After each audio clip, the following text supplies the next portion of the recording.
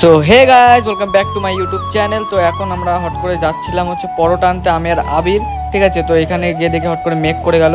যাই হোক, তো যেতে তো হবেই, অনেক রাস্তা চলে এসেছি। তো কিন্তু ভাই এটা কি, এটা কি? এটা হচ্ছে একটা গামছা ছিল।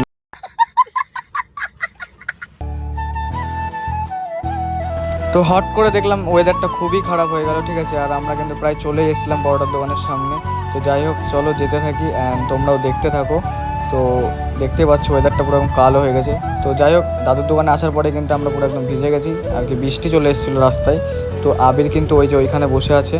তো আবির আবার আমাকে দেখে হাই করে দিল একটুখানি। ঠিক আছে, যাই হোক, বৃষ্টিটা এমন টাইমে আসলো খেতে যাওয়ার টাইমে। তো বৃষ্টিটা কমুক দেন তারপরে আমরা খেতে যাবো। ঠিক আছে, চলো।